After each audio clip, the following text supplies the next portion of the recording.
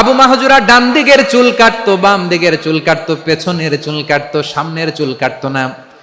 আবু মাহজুরা রাদিয়াল্লাহু তাআলা আনহুর সামনের চুলগুলো বড় হতে হতে যখন এত বড় হয়ে যায়, তিনি চুলগুলো পেঁচিয়ে মাথার মধ্যে রাখতেন।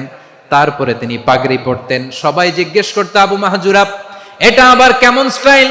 দেখতে তোমারে কি বিদঘুটে লাগে, কেমন অড লাগে, কেমন খারাপ দেখা যায়। মক্কায় এমন কোন মানুষ তো দেখি নাই, ডানে চুল কাটে, বায়ে চুল কাটে, পেছনে চুল কাটে, সামনে কাটে না। ওরে আবু মাহজুরা, কেমন দেখা যায় তোমারে, তুমি সামনের চুল কাটো না কেন? আবু মাহজুরা বলে, আমি হাঁটু গেড়ে পেয়ারা নবীর সামনে বসেছিলাম, আমার এই মাথার চুলের মধ্যে মুবারক হাত লাগিয়ে বিশ্বনবী নিজে আমাকে আজানের প্রতিটা বাক্য শিক্ষা দিয়েছেন। বিশ্বনবীর মোবারক হাত, পবিত্র হাত আমার মাথার চুলের যেই জায়গায় লেগেছে, আমি চাই ওই চুলগুলা নিয়ে আমি আমার কবরের ভিতরে যাব। আবু মাহজুরা রাদিয়াল্লাহু তাআলা আনহু মক্কার মুয়াজ্জিন, আগে ছিল মুশরিক, পরে হইছে মুমিন। উনি কিভাবে মুমিন হইলেন এই ঘটনাটা একটু আপনাদের শোনাতে চাই। অষ্টম হিজরি। কত হিজরি? সবাই বলেন না একটু, কত হিজরি? অষ্টম হিজরিতে হুনাইনের যুদ্ধে রাসূল সাল্লাল্লাহু আলাইহি ওয়াসাল্লাম ফিরে আসতেছেন মদিনায়। পথিমধ্যে বেলাল রাদিয়াল্লাহু তাআলা আনহু আজান দিচ্ছেন। কি দিচ্ছেন? তো পাশে ছিল মুশরিকদের একটা পল্লী, কিছু মুশরিক তরুণ, কিছু অমুসলিম কিশোর, তারা আজানকে ব্যঙ্গ করতেছে। আমাদের বাংলায় মুখ ভেঙ্গানো বলে আর কি। বেলাল রাদিয়াল্লাহু তাআলা আনহু আজান দিচ্ছেন, ওই বাচ্চাগুলো মুশরিক, তো ওরা আজানকে ব্যঙ্গ করতেছে, বিকৃতি করে ওরাও আজান দিচ্ছে। উদ্দেশ্য হচ্ছে আজানকে নিয়ে ঠাট্টা করা। উদ্দেশ্য কি? ঠাট্টা করা। ব্যাপারটা মনে কষ্ট পাওয়ার মতো ব্যাপার না? কিন্তু বিশ্বনবী ওইখানে দেখেন কি খুঁজলেন। বিশ্বনবী খেয়াল করলেন অমুসলিম কিশোরদের মধ্য থেকে একটা কিশোরের গলাটা বড় দরাজ গলা, কণ্ঠটা বড় সুন্দর। খেয়াল করে দেখলেন যে কিছু কিশোর বেলালের আজানকে ব্যঙ্গ করে, বিকৃতি করে, কিন্তু একজনের কণ্ঠ দেখতে পাচ্ছেন না এত দূরে, কিন্তু কণ্ঠটা বড় সুন্দর, দরাজ গলা। বিশ্বনবী সাহাবীদেরকে বললেন, ধরো এগুলারে, ধরো। সবগুলারে ধরে বিশ্বনবীর সামনে আনা হলো। ওরা হাঁটু গেড়ে বসলো। বিশ্বনবী বললেন, তোমাদের মধ্যে কে যেন ব্যঙ্গ করে আজান দিচ্ছিল, তার গলাটা বড় উঁচু, গলার বেসটা বড় মজবুত, মেলোডিয়াস, সুমধুর কণ্ঠ, কে? আবু মাহজুরা বলে, আমার বন্ধুরা সবাই আমার দিকে আঙ্গুল দেখায়, আমি পড়ে গেছি বিপদে। রাসূল সাল্লাল্লাহু আলাইহি ওয়াসাল্লাম বাকি অমুসলিম তরুণদেরকে ছেড়ে দিলেন, বললেন তোমরা যাও। এবার আবু মাহজুরারে পাইছে। আবু মাহজুরার চুলের মধ্যে হাত দিলেন বিশ্বনবী, মাথায় হাত দিয়ে বললেন, এবার আজান দাও দেখি। আবু মাহজুরা বলে, আমি তো আজান দিতে জানি না, কারণ আমি তো বেলালেরটা শুইনা দিছি, আমার তো মুখস্থ নাই, আমি তো আজান দিতে জানি না। বিশ্বনবী বললেন, জানো না? তাহলে আসো, আমি তোমারে শিখাই দেই। সুবহানাল্লাহ পড়েন। আবু মাহজুরা হাঁটু গেড়ে বসে, বিশ্বনবীর মোবারক হাত আবু মাহজুরার চুলের মধ্যে। বিশ্বনবী আজানের মুআল্লিম আবু মাহজুরাকে বলতেছে, ঠিক আছে তোমারে শিখাই দিচ্ছি, আমি যা যা বলবো আমার সাথে সাথে বলো, পারবা? আবু মাহজুরা বলে, পারবো। বিশ্বনবী আজান দিচ্ছেন, মাথায় হাত দিয়ে আল্লাহু আকবার, আল্লাহু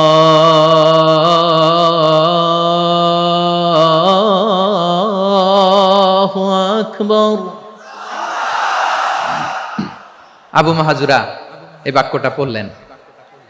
বিশ্বনবী দ্বিতীয় বাক্য পড়তে আরম্ভ করলেন, আল্লাহু আকবার,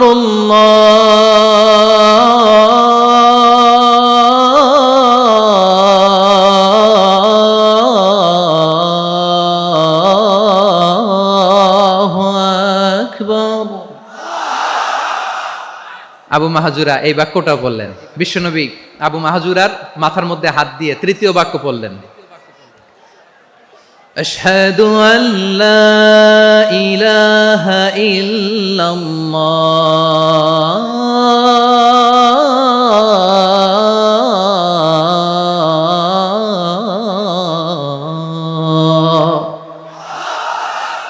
আবু মাহজুরা তৃতীয় বাক্য পড়লেন। বিশ্বনবী একটা বাক্য পরে আবু মাহজুরা পরে, বিশ্বনবী পরে আবু মাহজুরা পরে। আবু মাহজুরা কিন্তু অমুসলিম, মুশরিক। আবু মাহজুরা বলে, এক একটা বাক্য পড়ি আমার কলিজাটা গলে ঠান্ডা হয়ে যায়। এতদিন মোহাম্মদকে গালি দিতাম, এখন মোহাম্মদ আমার মাথায় যখন হাত রাখছে আমার সারা শরীর ঠান্ডা হয়ে গেছে। বিশ্বনবী আজান শিখাচ্ছেন, একটা একটা বাক্য পড়ে, আবু মাহজুরাও পড়ে, বিশ্বনবী পড়ে, আবু মাহজুরাও পড়ে। পুরো বাক্যগুলো যখন শেষ, আজান শেষ, আবু মাহজুরাও যখন পুরো আজান পড়লেন, আবু মাহজুরা বললেন, এতদিন মোহাম্মদের চেহারা দেখলে আমার ঘৃণা লাগতো, আজ থেকে মোহাম্মদের চেহারার চেয়ে প্রিয় চেহারা আমার কাছে নাই। আবু মাহজুরা বললেন, ও মুহাম্মদ, আজানের বাক্য তো আপনি আমারে শেখালেন, এখানেই শেষ করবেন না, আপনি আমারে পড়ায় দেন, লা ইলাহা ইল্লাল্লাহু মুহাম্মাদুর রাসূলুল্লাহ সাল্লাল্লাহু আলাইহি ওয়াসাল্লাম। বিশ্বনবীর সাথে দাঁড়িয়ে উনি শাহাদা পড়ে মুসলমান হয়ে গেলেন। এবার আবু মাহজুরা বলে, ইয়া রাসূলুল্লাহ, ইয়া হাবিবাল্লাহ, আমি মুমিন হয়েছি, মুসলমান হয়েছি, আপনার কাছ থেকে আজান শিখার সৌভাগ্য আমি লাভ করেছি গো নবী। আমার কণ্ঠের বড় তারিফ করেছেন, আপনি আমার আজানকে আপনি পছন্দ করেছেন। একটা জিনিস আপনার কাছে চাই, আপনি আমাকে মক্কার মসজিদুল হারামের মুয়াজ্জিন হিসেবে অ্যাপয়েন্ট করে দে। বিষ্ণু ইসা ইসলাম বললেন, যাও আবু মাহজুরা, আমি তোমাকে পৃথিবীর শ্রেষ্ঠতম মসজিদ মক্কার মসজিদুল হারামের মুয়াজ্জিন হিসেবে অ্যাপয়েন্ট করে দিলাম। দেখছেন কিভাবে ট্যালেন্ট হান্টিং করতে হয়, কিভাবে হিউম্যান রিসোর্স মানব সম্পদকে ব্যবহার করতে হয়। আসছিল আজানকে ভেঙ্গাইতে, আসছিল কেন? আজানকে ব্যঙ্গ করার জন্য, বিকৃত করার জন্য। আজানকে বিকৃত করতে যে ইসলামের সবচেয়ে শ্রেষ্ঠ মসজিদের মুয়াজ্জিন হয়ে গেল। পড়েন সুবহানাল্লাহ। হযরত আবু মাহজুরা রাদিয়াল্লাহু তাআলা আনহু ওনার এই সুললিত কণ্ঠ ব্যবহার করে মসজিদুল হারামে এত সুন্দর করে আল্লাহু আকবার বলে আজান দিতেন। মানুষগুলোর, মুসল্লিগুলোর, মক্কাবাসীর হৃদয়কে তিনি বিগলিত করে দিতেন, মানুষের হৃদয়কে ঠান্ডা হয়ে যেত। শুধু এখানেই শেষ না আমার যশোরের ভাইয়েরা, বিশ্বনবী যখন সাইয়েদনা আবু মাহজুরা রাদিয়াল্লাহু তাআলা আনহুকে আজান শিখাচ্ছিলেন, বলেন তো বিশ্বনবীর হাতটা কোথায় ছিল? আবু মাহজুরার মাথার সামনে, এই চুলের উপরে ছিল। আবু মাহজুরা ওই স্মৃতিটাকে ধারণ করবার জন্য, ওই স্মৃতিকে বহন করার জন্য বিশ্বনবীর মোবারক হাত আবু মাহজুরার কপালের চুলের যেই জায়গায় লেগেছে, মৃত্যুর আগের দিন পর্যন্ত আবু মাহজুরা মাথার ওই চুলে কোনোদিন ছুরি আর কামার লাগায় নাই, সেখানে কেচি লাগায় নাই, চুলের মধ্যে খুর লাগায় নাই। আবু মাহজুরা ডান দিকের চুল কাটতো, বাম দিকের চুল কাটতো, পেছনের চুল কাটতো, সামনের চুল কাটতো না।